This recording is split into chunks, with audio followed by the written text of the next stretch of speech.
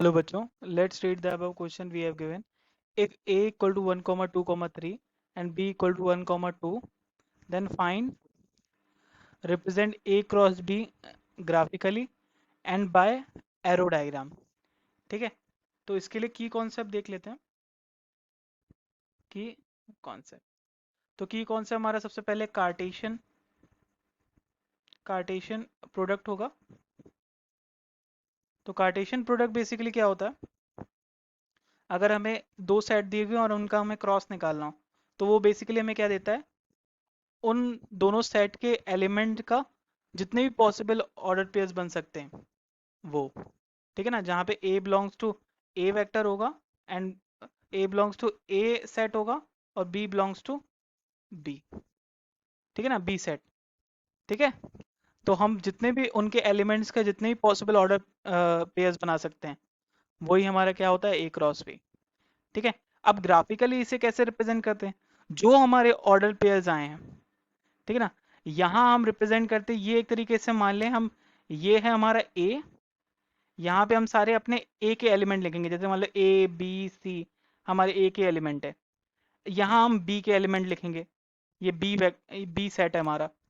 तो यहाँ मान लो हमारा डी और ई एलिमेंट क्या है, बी के।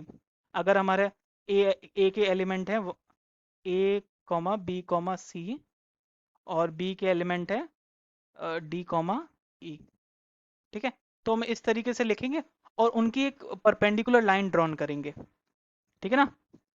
हमने ए से परपेंडिकुलर लाइन ड्रॉन की, बी से परपेंडिकुलर लाइन, सी से, ऐसे ही यहाँ पे भी परपेंडिकुलर, जो इनका मीटिंग पॉइंट होगा, ये जितने भी मीटिंग पॉइंट बने हैं,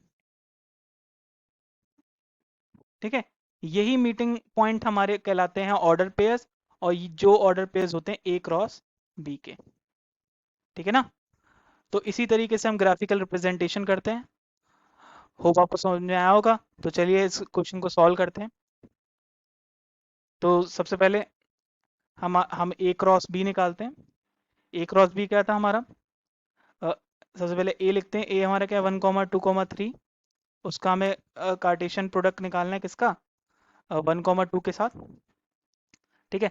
पॉसिबल ऑर्डर पेयर बनाना स्टार्ट करें, तो वो क्या होगा, आएगा, एक हमारा आएगा 1 1 बनेगा, एक बनेगा 1 2, ऐसे एक 2 1 बनेगा, 2 2 बनेगा पेयर, ऐसे 3 1 पेयर बनेगा और एक 3 2। एलिमेंट्स के सारे कंबाइन पेयर बन गए हमारे, ठीक है ना, दोनों एलिमेंट्स के। ठीक है, तो ये हो गया।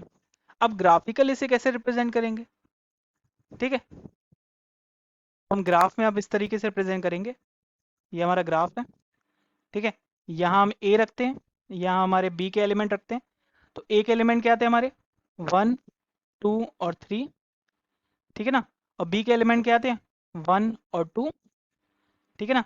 तो उस हिसाब से हमारा एक ये पॉइंट बनाएगा, एक ये पॉइंट बनेगा, एक ये पॉइंट बनेगा, एक ये पॉइंट बनेगा, एक ये पॉइंट बनेगा और एक ये पॉइंट बनेगा, ठीक है ना। तो ये पॉइंट कौन सा है, 1 1, ठीक है।